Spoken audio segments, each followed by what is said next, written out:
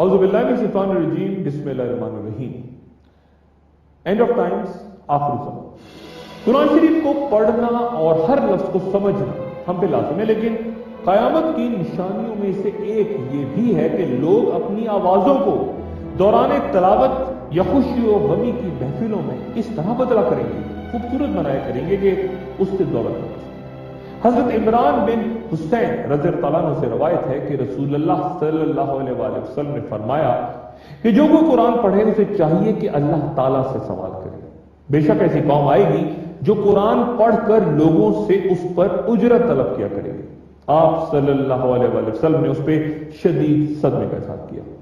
ذرا غور فرمائیے کہ صدیوں پہلے رسول اللہ صلی اللہ علیہ وآلہ وسلم کیا فرما رہے ہیں۔ آج ہم اپنے پیاروں اور قریب ترین رشتہ داروں کے ایصال ثواب کے لیے ان مدارس سے طلبہ کو طلب نہیں کرتے جنہیں عام زندگی میں ہم حقارت سے دیکھتے ہیں، اور کیا اس کے لیے ہم اجرت نہیں دیتے انہیں، کبھی رقم یا کبھی دیگوں کے کھانے کی صورت۔ ایک اور حدیث سے متفقہ علیہ ہے، یعنی اس سے صحیح بخاری اور مسلم دونوں نے روایت کیا ہے، جبکہ سلسلے میں انجیل کی کتاب دانیال میں بھی روایت موجود ہے کہ رسول اللہ صلی اللہ علیہ وآلہ وسلم نے فرمایا کہ قسم اس ذات کی جس کے قبضے میں میری جان ہے کہ زمانے باہم قریب ہوں گے، علم اٹھا لیا جائے گا، فتنوں کا ظہور ہوگا اور حرج کی کثرت ہوگی۔ صحابہ کرام نے پوچھا کہ یا رسول اللہ یہ حرج کیا ہے؟ تو فرمایا قتل و غارت۔ گزرے 1400 سال کی تاریخ کا جائزہ لیں اور اس میں وبا ہوتی جنگوں کا مطالعہ کریں تو پتہ چلتا ہے کہ وہ کسی ایک خطے، علاقے یا ریاست تک محدود ہوا کرتی تھیں، لیکن گزرے 100 سال کے دوران ہم نے وہ جنگیں دیکھی جنہوں نے پوری دنیا کے سیاسی، معاشی اور سماجی نظام کو تہس نہس کر دیا۔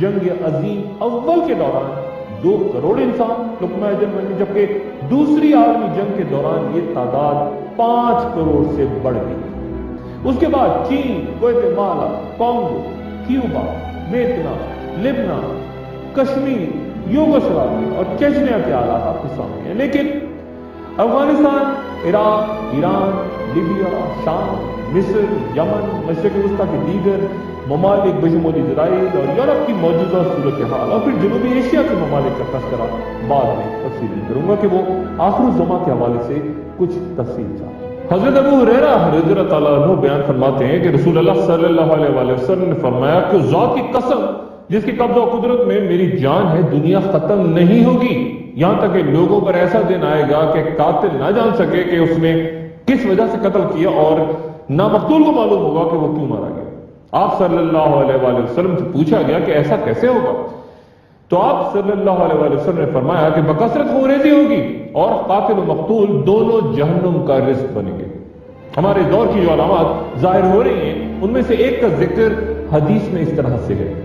حضرت انس بن مالک رضی اللہ تعالیٰ عنہ سے روایت ہے کہ رسول اللہ صلی اللہ علیہ وآلہ وسلم نے فرمایا کہ اچانک موت کثرت سے واقع ہوگی۔ نہ کہانی اچانک موت، یعنی اچانک دل کا دورہ، حرکت قلب بند ہو جانا، دماغ کی شریان پھٹ جانا یا پھر کوئی حادثہ۔ پہلے زمانوں میں انسان عموماً ایک مخصوص مدت کے بعد کمزوری اور پھر بیماریوں کا شکار ہوا کرتے تھے اور پھر اپنی زندگی کے اختتام کی خود تیاریاں شروع کرتے تھے۔ زیادہ تر معاملات سمجھا جاتا تھا کہ یہ مرض الموت ہے، اہل و عیال یا کاروبار سے متعلق اہم فیصلے، وصیت، عبادات کی طرف رغبت اور اپنے گناہوں کی مغفرت، زندگی میں کیے گئے جو بھی غلط کیا ان کا کفارہ ادا کرنے کی کوشش، اگر کسی کا قرض ہے تو حساب چکتا کرنے کی آرزو، بچوں کی شادیاں، تعلیم وغیرہ سے فراغت کی گفتگو، پھر اہل خانہ کو الوداع کہہ کے کلمہ توحید کے ورد کے ساتھ دنیا سے رخت سفر ماننے کی تیاری۔ زیادہ تر زندگیوں کا خاتمہ اسی طرح ہوا کرتا تھا، لیکن اب ایک اچھا خاصا انسان بالکل صحت مند، کوئی بیماری نہیں، کوئی تکلیف نہیں، اور اچانک اس کے انتقال کی خبر سنتے ہیں۔ یہ قیامت کی علامات متوسطہ میں سے ایک ہے، یعنی وہ جو 1400 سال پہلے بیان ہوا اس وقت ہمارے گرد ہو رہا ہے، ایک وقفہ اور وقفے کے بعد دوبارہ ضرورت۔ خوش آمدید۔ جزیرہ نما عرب کے جنوب میں ربیع العالی اور حضر الموت کے علاقوں کے درمیان ایک خلاف نامی علاقہ ہے۔ خلاف کے لفظی معنی ہے ریت کے بڑے بڑے ٹیلے۔ 6500 سال قبل مسیح یہاں قدیم قبیلہ عاد آباد ہے۔ تاریخ عرب انہیں عرب بائدہ یعنی مٹ جانے والے عربوں کے عنوان سے یاد رکھتی ہے۔ یہ شاندار تمدن رکھتی قوم تھی اور اسے قرآن میں من بعد نوح قوم کہہ کے یاد کیا گیا ہے، یعنی حضرت نوح علیہ السلام کے بعد کی قوم۔ یہ علاقہ جو آج ایک وسیع اور ویران ریگستان ہے اور جس کے اندر داخل ہونے سے ہی لوگ گھبراتے ہیں، ہزاروں سال پہلے یہ ایک سرسبز و شاداب زمین ہوا کرتی تھی جس کے مرد تنومند اور قوی ہیکل ہوا کرتے تھے۔ یہ حضرت نوح علیہ السلام کے بیٹے سام کی نسل سے تھے، کیونکہ جب طوفان کے بعد حضرت نوح علیہ السلام کو دعوت ملی کہ اے نوح کشتی سے باہر آ جاؤ، تو آپ کی عمر 600 سال ہو چکی تھی۔ 1500 دن کے بعد آپ اپنے ساتھیوں اور جانوروں کے جوڑوں کے ساتھ خشکی پہ اترے اور زمین کو دوبارہ بسانے کا خیال آیا تو دنیا کے 3 حصوں کو اپنے 3 بیٹوں کے حوالے اس طرح کیا کہ بیٹے حام کو دریا نیل کا علاقہ، بیٹے یافت کو دریائے میسون، جبکہ بیٹے سام کو زمین کا وسطی علاقہ دے دیا، جن کے اولادوں کو بعد میں تمام اقوام پہ غلبہ حاصل ہوا۔ حضرت نوح علیہ السلام کی وفات کے 450 سال بعد سام کی نسل سے قوم عاد جنم ہوئی۔ روح زمین پر ایسی کوئی قداور قوم پیدا نہ ہوئی اور پھر یہ طاقت کے نشے میں مست گناہوں اور بدکاریوں کی تمام حدود عبور کرتے چلے گئے۔ غرور سے ان کی گردنیں اکڑ گئیں اور انہیں ناز تھا کہ یہ نوح علیہ السلام کے خلیفہ ہیں، اور تبھی ایسا گھمنڈ کہ رفتہ رفتہ یہ بھولتے چلے گئے کہ اسی گمراہی کے سبب تو قوم نوح پہ عذاب الہی نازل ہوا تھا۔ اس طرح کے تمام دروازے جب بند ہو گئے اور پوری قومی گناہوں کی دلدل میں دھنکنے لگی تو اللہ تعالیٰ نے ہود علیہ السلام کو ان کی ہدایت کا ذمہ سونپا، جو کہ حضرت نوح علیہ السلام کے پڑپوتے عاد بن ارم کے گھرانے سے نسبت رکھتے تھے۔ حضرت ابن عباس رضی اللہ تعالیٰ عنہ سے روایت ہے کہ ہود علیہ السلام عربی بولنے والے پہلے شخص تھے۔ طاقت کے نشے میں چون اس قوم نے حتار کے نام سے ایک بت بھی بنا رکھا تھا اور روز روز کی نصیحتوں سے تنگ آ کے قوم کے دراز طاقتور لوگ جمع ہوئے اور انہوں نے پیغمبر ہود علیہ السلام سے کہا کہ اب ہم مزید سننا نہیں چاہتے، اگر تم اپنے قول میں اتنا ہی سچے ہو تو جلد عذاب لے کے آ جاؤ تاکہ ہمارا تمہارا قصہ ہی پاک ہو جائے۔ حضرت ہود علیہ السلام نے کہا کہ اگر میری تبلیغ کا تمہارے پاس یہی جواب ہے تو بسم اللہ، اب تم بھی انتظار کرو اور میں بھی کرتا ہوں۔ اور پھر قانون جزا سے پہلے شدید خوش سالی نے علاقے میں گیڑا ڈالا۔ ہود علیہ السلام نے پھر تنبیہ کی کہ اب بھی اگر ایمان لے آئے تو شاید بچ جاؤ، لیکن قوم کے مقدر میں ہلاکت لکھی جا چکی تھی، جیسا کہ ارشاد باری تعالیٰ ہوا، چنانچہ انہوں نے ہود علیہ السلام کو جھٹلایا اور ہم نے انہیں ہلاک کر ڈالا۔ بلا شبہ اس واقعے میں بڑی نشانی ہے، لیکن اکثر لوگ ایمان نہیں لاتے۔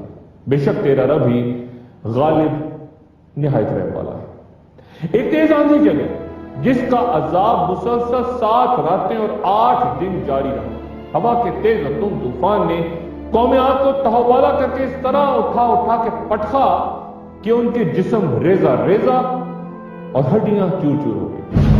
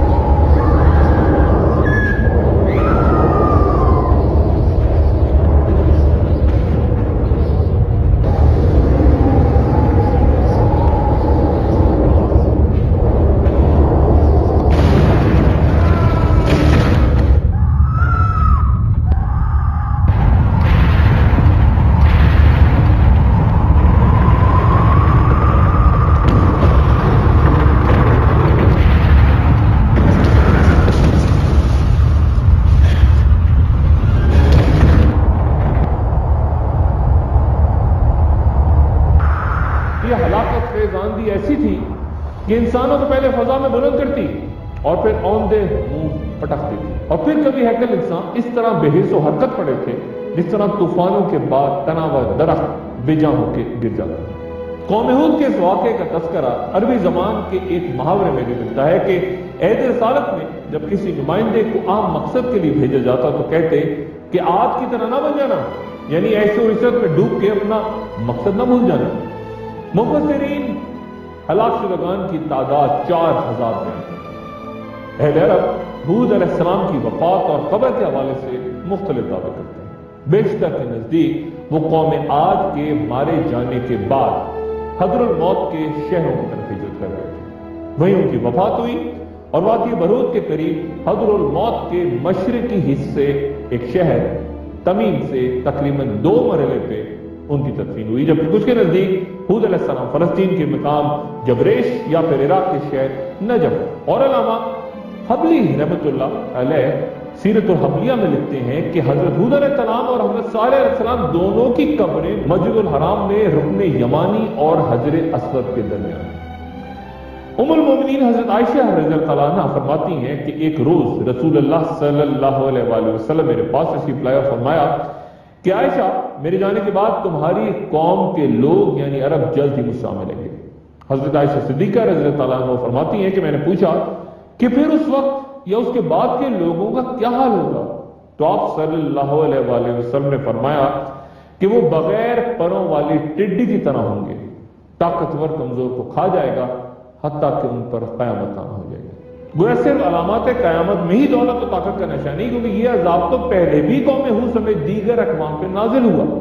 پھر رسول اللہ صلی اللہ علیہ وآلہ وسلم نے موجودہ دور کی یوں بھی خبر دی کہ مسافتیں کم ہو جائیں گی، شہروں اور ممالک کے درمیانی فاصلہ کم ہوگا اور ایک بازار سے دوسرے بازار تک پہنچنا آسان ہو جائے گا، خواہ فاصلہ کتنا ہی زیادہ کیوں نہ ہو، فتنے نہ پھیل جائیں، جھوٹ کی کثرت نہ ہو اور بازار قریب نہ ہو جائیں۔ پھر انجیل کے عہد نامہ قدیم کی کتاب دانیال کے 12ویں باب کی آیت 3 اور 4 کے ترجمے کے مطابق دانش مند رہنما آسمان کی تمام روشنی کے ساتھ منور ہوگے، اور جنہوں نے بہت سے لوگوں کو حق کا راستہ دکھایا ہوگا وہ آسمان کے ستاروں کے مانند چمکیں گے۔ اس نے یعنی فرشتے نے مجھ سے کہا کہ دانیال اب تم اپنی باتیں بند کرو اور کتاب کو قیامت تک کے لیے سربمہر کر دو، بہت سے لوگ ادھر ادھر دوڑیں گے اور علم کی کثرت ہوگی۔ یہاں یہ بھی عرض کرتا چلوں کہ بائبل کے کنگ جیمز ورژن میں علم کی کثرت کے الفاظ کی بجائے یہ عبارت یوں ہے کہ اس دوران بہت سے لوگ یہ جاننے کی کوشش کریں گے کہ کیا واقعات رونما ہو رہے ہیں اور وہ اپنی کوششوں کو ضائع کریں گے۔ انجیل کے برعکس جہاں قیامت سے پہلے علم کی کثرت کا ذکر ہے، ایک حدیث متفقہ یعنی مسلم و بخاری دونوں کی روایت کے مطابق قیامت سے پہلے علم اٹھا لیا جائے گا۔ بظاہر یہاں دونوں بیانات دونوں کتابوں میں اختلاف نظر آتا ہے، لیکن میری نظر میں اختلاف نہیں ہے، کیونکہ ہم جس دور میں زندہ رہتے ہیں اسے علمی سیلاب کا دور کہا گیا ہے، خصوصاً کمپیوٹر کے ایجاد کے بعد معلومات کا دور۔ میں نے یہاں معلومات یا انفارمیشن کا لفظ استعمال کیا ہے، علم یا نالج کا نہیں۔ علم اور معلومات یعنی علم اور نالج میں بڑا فرق ہے۔ آج کا میڈیا آپ کو خبروں کی صورت معلومات کو فراہم کرتا ہے جس کا علم سے کوئی تعلق نہیں، اور خبروں کے سیلاب میں انسان بالکل بے بس نظر آتا ہے۔ چند سال پہلے لندن میں ایک سیمینار کا عنوان تھا انفارمیشن اوور لوڈ، جس میں بتایا گیا تھا کہ پوری انسانی تاریخ میں جتنے بھی سائنسدان کسی بھی دور میں پیدا ہوئے ان کی مجموعی تعداد سے زیادہ اس وقت زندہ ہے، اور وہ سائنس کی معلومات میں 8 سے 10,000 صفحات فی منٹ کے حساب سے اضافہ کر رہے ہیں، یعنی 60 کروڑ صفحات کے برابر تحریری مواد یومیہ، اور اس میں سے اکثر انٹرنیٹ پہ بھی جاری ہو رہا ہے۔ آج دنیا کی آبادی 7 ارب ہے اور اس میں سے 2.9 ارب آبادی انٹرنیٹ استعمال کرتی ہے۔ 2004 میں متعارف ہوئی فیس بک کی مارکیٹ ویلیو اس وقت $212 ارب سے زیادہ ہے، جس کے ذریعے ہر روز تقریباً 890 ملین انسان ایک دوسرے سے رابطہ کرتے ہیں، جبکہ ٹویٹر کو جو کہ چند سال پہلے یعنی 2006 میں ہی متعارف ہوا، آج 500 ملین لوگوں سے زیادہ باہمی رابطے کا وہ سبب ہے۔ 1970 میں جب امریکن خلائی جہاز اپولو 13 خلا میں کہیں گم ہو گیا تو امریکن خلائی ادارے ناسا کو اسے تلاش کرنے میں 90 منٹ لگے، اور آج ان کے تجزیہ کار کہتے ہیں کہ اگر ہم کاغذ قلم اٹھا کے ان معلومات کو تحریر کرنے کی کوشش کریں تو ہمیں اس میں 10 سال لگیں گے۔ چنانچہ اس دور میں حدیث مبارکہ کے وہ الفاظ کہ علم اٹھا لیا جائے گا بات سمجھ میں آتی ہے، لیکن جیسا کہ میں نے پہلے عرض کیا کہ یہ معلومات کا سیلاب ہے، علم کا نہیں۔ کبھی ایک معمولی سی سوئی پہ نظر رکھتے کرشموں کی موجودگی میں آئے دن بڑے بڑے مسافر طیارے غائب ہو رہے ہیں، نامعلوم وجوہات کی بنیاد پہ کریش ہو رہے ہیں، اور معلومات کا یہ سیلاب اس علم کو بھی بھا کے لے گیا ہے جو انسان کے لیے دنیا میں حیات طیبہ اور آخرت میں دائمی ضابطے کا پیغام تھا۔ انفارمیشن اوور لوڈ کہ اس افرید سے پوچھئے کہ کیا اس نے عام انسان کو پہلے سے بہتر بنا دیا ہے؟ کیا ہمیں اس کائنات کے خالق کے بارے میں پہلے سے کچھ زیادہ معلومات فراہم ہو گئی ہیں؟ کیا پڑھنے لکھنے اور ڈگریاں حاصل کرنے سے ہماری جہالت ختم ہو گئی ہے؟ ہم باخبر تو بن گئے لیکن کیا عالم بھی بن گئے؟ کیا رشتوں کا تقدس بھی بہتر ہو سکا؟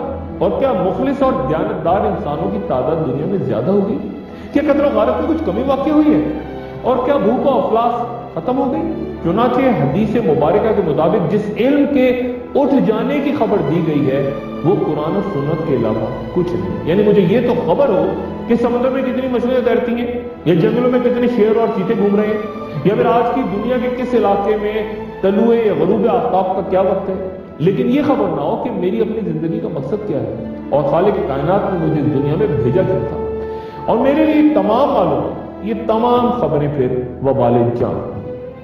کالج اور یونیورسٹیوں کی بہترین مہنگی ترین ڈگریاں میرے لیے بیکار ہوئی، جیسا کہ پہلے حدیث میں بیان کر چکا کہ رسول اللہ صلی اللہ علیہ وسلم نے علم کے اٹھائے جانے کے بعد ہر طرف قتل و غارت کی خبر دی۔ غرض یہ کہ رسول اللہ صلی اللہ علیہ وسلم کے وہ معجزات جو آپ کے وصال کے بعد صدیوں بعد ظاہر ہو رہے ہیں اور آئندہ کے بھی جن کے بارے میں آپ خبر دے گئے بلا شبہ ایک ایک کر کے سامنے آ رہے ہیں، اور آئندہ نسلوں کے لیے آپ صلی اللہ علیہ وسلم کی صداقت اور حقانیت کی مثال ہے۔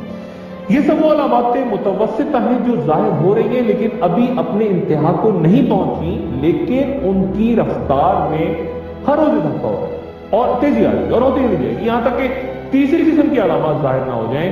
مثلا صحیح بخاری کی وہ حدیث جس کا تذکرہ میں ایک وقت کے بعد کروں گا۔ خوش آمدید، غور فرمائیے، صحیح بخاری کے مطابق رسول اللہ صلی اللہ علیہ وآلہ وسلم نے فرمایا کہ جب معاملات نااہل لوگوں کے حوالے ہونے لگے تو قیامت کا انتظار کرو۔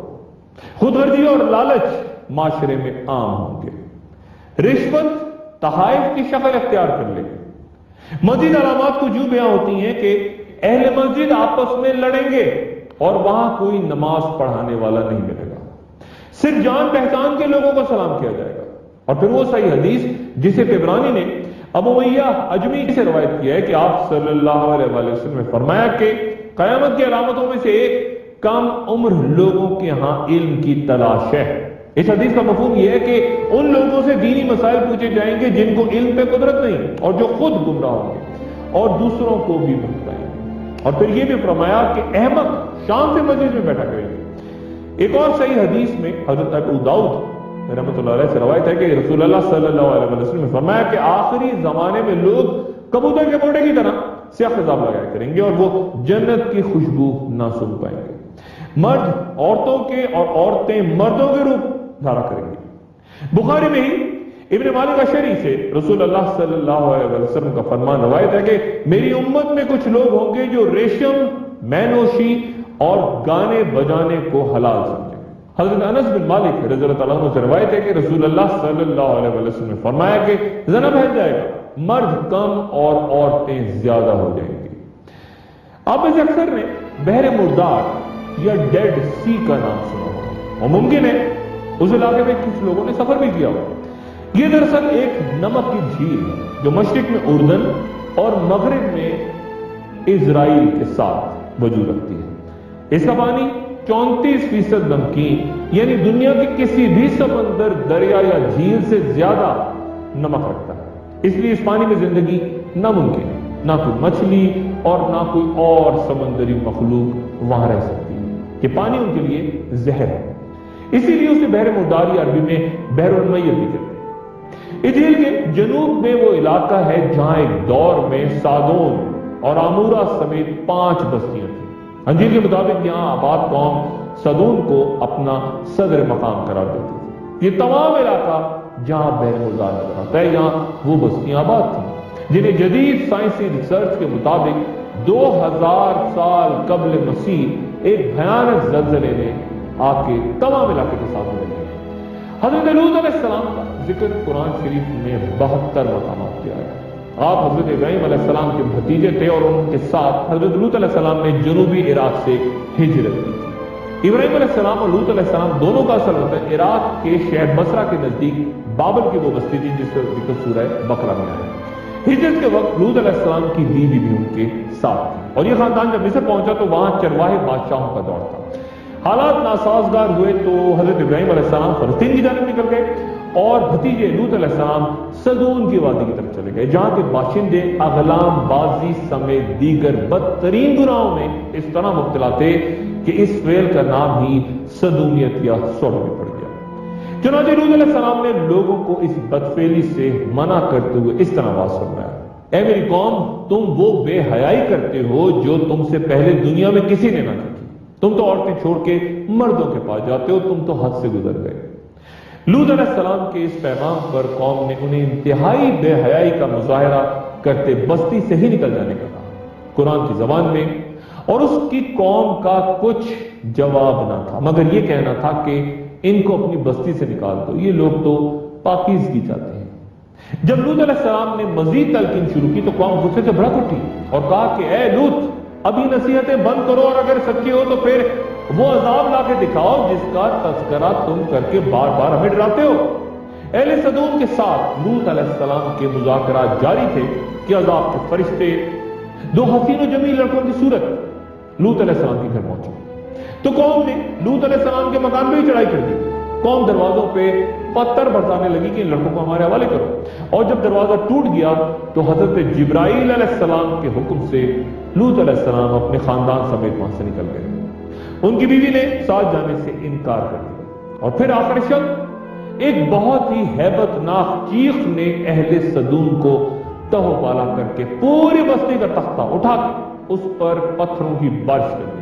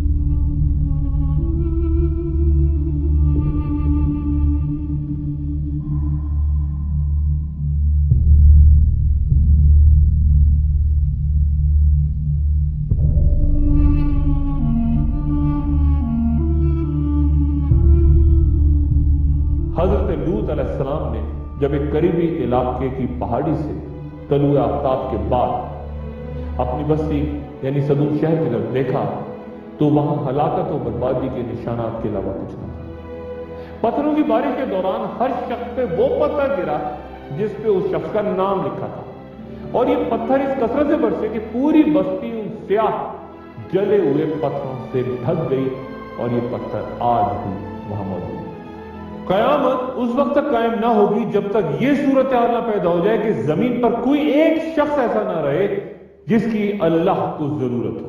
نوبت یہاں تک پہنچ جائے گی کہ دن کی روشنی میں علل اعلان رستوں پر بدکاری ہوگی، اور کوئی شخص اس پہ اعتراض نہیں کرے گا اور نہ ہی اسے ہٹانے کی کوشش کرے گا۔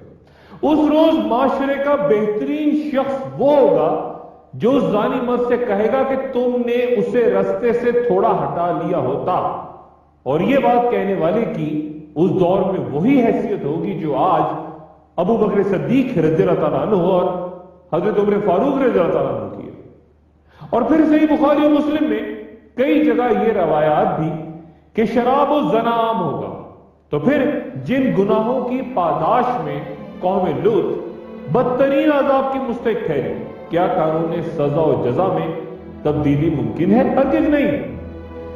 ایک اور عام پیش گوئی جس میں رسول اللہ صلی اللہ علیہ وآلہ وسلم کا اشارہ موٹر گاڑیوں کی طرف تھا، اسے ابن عفان اور حاکم نے اس طرح روایت کیا ہے کہ رسول اللہ صلی اللہ علیہ وآلہ وسلم نے فرمایا کہ آخری زمانے میں میری امت کے کچھ لوگ پالانوں سے ملتے جلتے زینوں پہ سوار ہو کے مساجد کے دروازوں پہ اتریں گے۔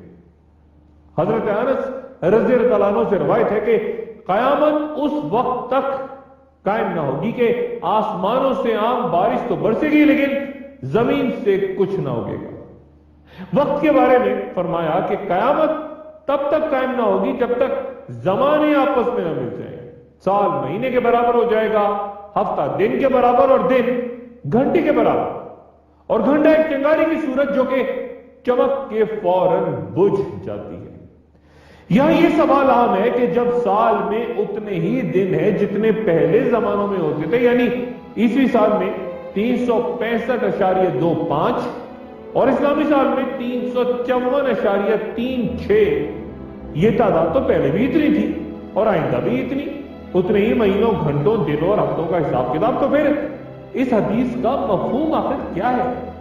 اس سوال کا ایک غیر فلسفیانہ لیکن حقیقت پسندانہ مختصر کا جواب شاید صرف اتنا بنتا ہے کہ وقت سے برکت ہو جائے گی۔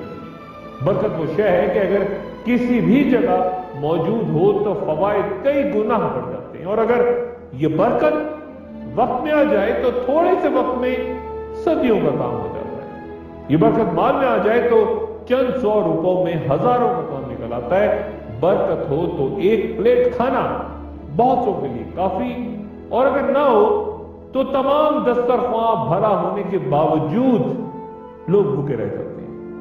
مثلا حضرت امام غزالی رحمۃ اللہ علیہ نے صرف 55 سال کی عمر میں اتنی تصانیف چھوڑی کہ آج 60 سال کی عمر پانے والا شخص ان کو پڑھ ہی نہیں سکتا۔ ان کی صرف یاقوت الہدایہ ہی 40 جلدوں پر مشتمل ہے۔ رسول اللہ صلی اللہ علیہ وآلہ وسلم کی وہ دعا تو آپ کو یاد ہی ہوگی کہ اے اللہ تو نے مجھے جو کچھ عطا فرمایا اس میں برکت بھی دے۔ آج دنیا تاریخ کی بدترین مفلسی کی لپیٹ میں ہے۔ 1.25 ارب انسان پینے کے پانی سے محروم ہے اور ہر 6 میں سے ایک شخص اس وقت بھوکا ہے۔ دنیا کی کل آبادی کا صرف 1% یعنی صرف 1% لوگ دنیا کی 90% دولت پہ قابض ہے، اور یہ رقم 110 کھرب ڈالر سے زیادہ ہے۔ گویا صرف 85 افراد 350 ارب انسانوں سے زیادہ امیر ہیں۔ پھر قیامت کی وہ نشانیاں جن کی خبر ایک بڑے واقعے کی صورت ہمیں دی گئی، اور وہ سرزمین عرب میں رونما ہوگا۔ مشرق وسطیٰ کی گلیوں، وادیوں، شاہراہوں اور پہاڑوں پر جاری قتل و غارت، بے چینی، افراتفری اور مختلف گروہوں کا اچانک ابھرنا، اور اس قدر بربریت اور درندگی کا مظاہرہ کہ حکومتیں گرتی جا رہی ہیں، سرحدیں مٹ رہی ہیں اور ریاستیں برباد ہو کر بکھر رہی ہیں۔ وہیں پھر اس شخصیت کا بھی ظہور ہونا ہے جن کا نام گرامی امام مہدی ہوگا۔